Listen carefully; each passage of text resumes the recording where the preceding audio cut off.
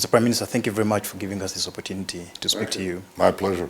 You said Israel is coming back to Africa and Africa is coming back to Israel. You've been a player for many years now as Prime Minister, and Africa is a place that has special importance to you personally. Why has it taken so long, and why now? It's too long, and it's about time, and it's even overdue. But I'm glad to have the opportunity as Prime Minister to correct that deficiency. I think part of the reason was that Israel was blacklisted, is the right word I would use, in Africa. It was basically kicked out by political pressures from many, many countries in which we were active in the 60s and into the 70s. And it took a while for things to change. I think the thing that changed most was something outside of Africa. Well, one or two African countries too, were Arab states. The Arab world changed.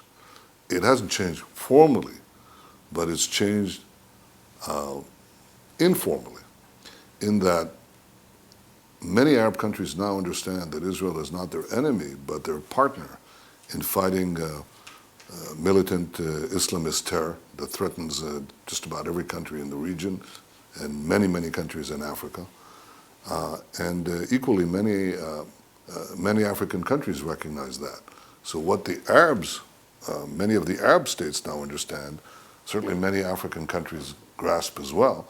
And they also, I think, understand another thing, that Israel could be their partner not merely in the areas of security, but first and foremost in the areas of development. Israel has also changed over the years and became a world power in innovation, in water management, in health, in agriculture, in just about every area of life that is important for the well-being and prosperity of the people of Africa.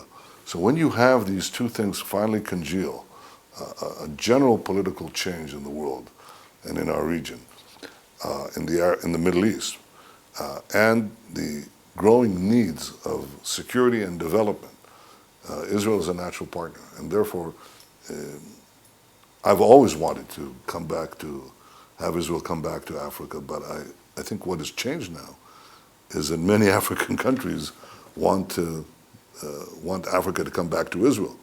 And it's happening now, and I'm delighted, I'm very excited. You talk about a country of diversity, a country that represents many people, yet some of your critics say that Israel's attitude towards migration, towards people seeking refuge, in particular people from Eritrea and Sudan, has been rather dubious.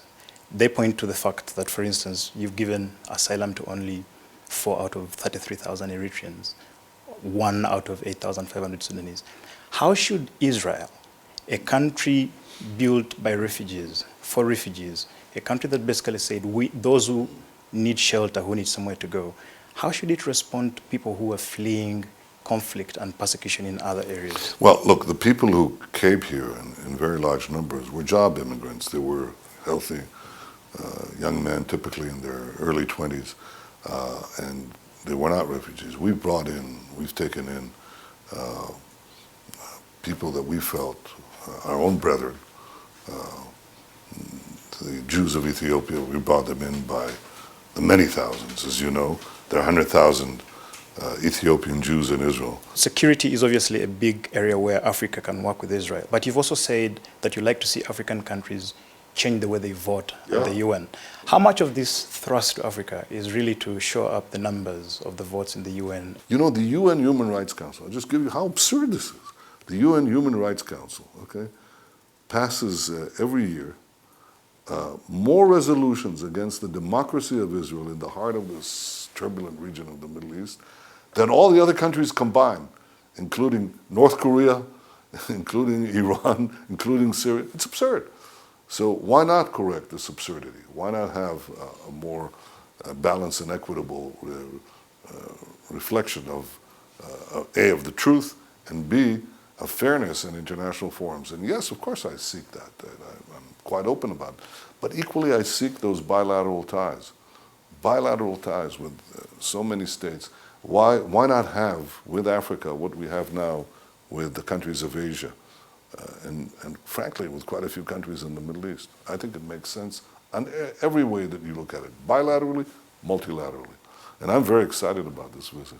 It's very emotional for me, too, to come to Entebbe. It's very emotional for me because this is the place where my brother was cut out and died at the age of 30 while leading a rescue force to free the hostages held by Arab terrorists in Entebbe airport.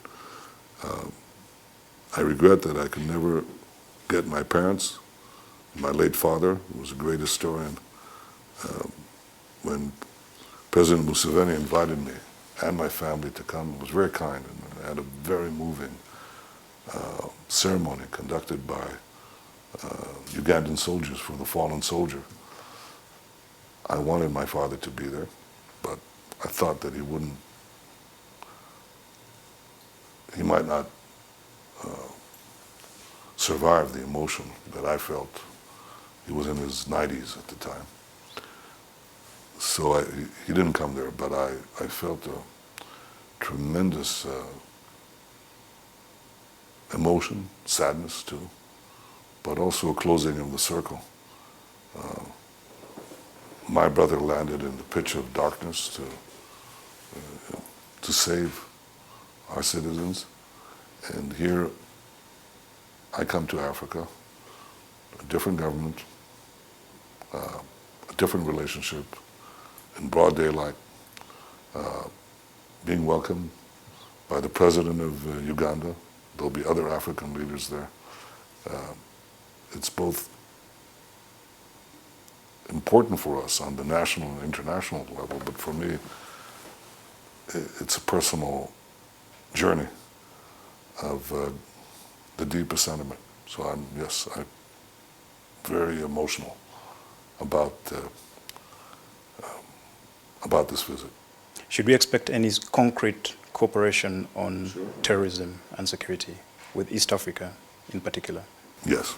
But what advice do you give African countries dealing with either migration or internal terrorism? If they ask me in the meeting with the leaders, I'll give them my advice, but I've learned over a few decades as both a diplomat at the UN and then as foreign minister and now fourth term as prime minister. Give your advice directly to the leaders, not always in front of TV. Bye-bye. Thank you very much, sir. Thank you.